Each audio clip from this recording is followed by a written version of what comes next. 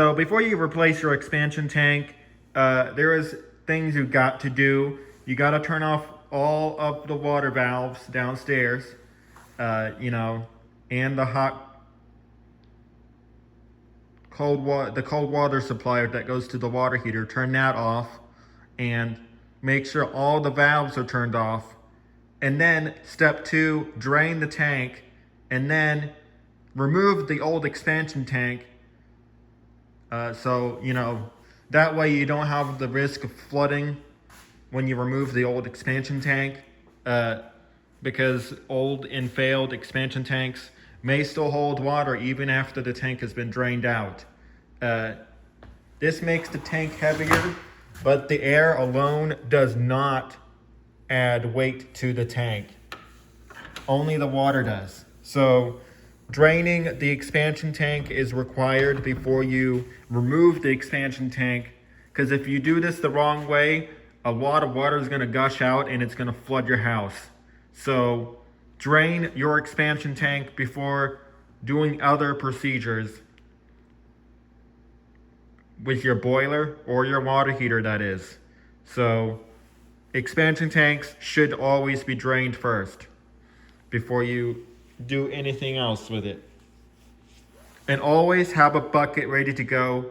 Make sure it's not got a crack, because cracked buckets can cause a flood if a bucket is got a hole in it. Use a bucket that does not have that hole, and you should be able to do it safely. So I'm getting a new expansion tank this week because the old one downstairs is corroded and nasty. The leak is definitely getting worse. So that's why I've been limiting my hot water usage.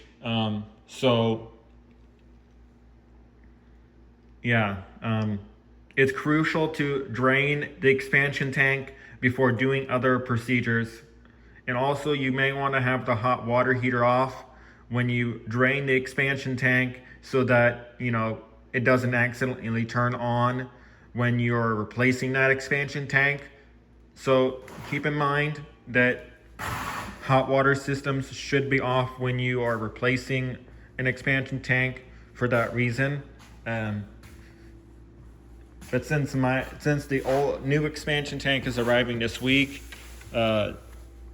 I can use the hot water for a little bit, because the leak in the expansion tank is not bad, but it will accelerate if the tank corrodes further.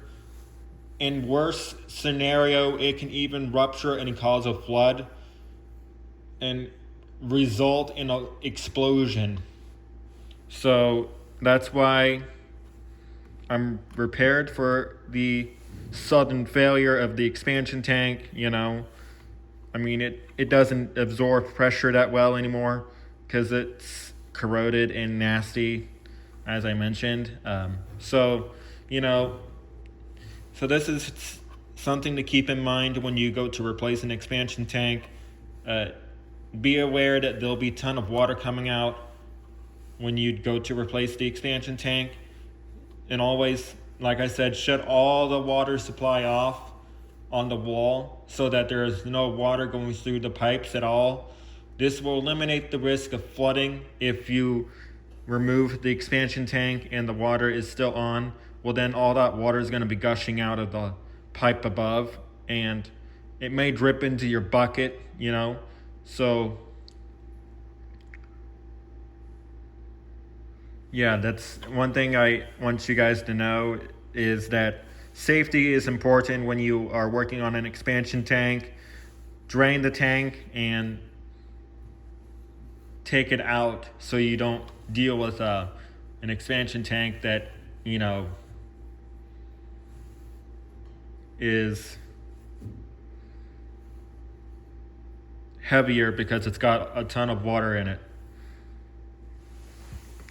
Stay safe. Have a Merry Christmas, everybody. And I'll have more videos in 2026, so stay tuned.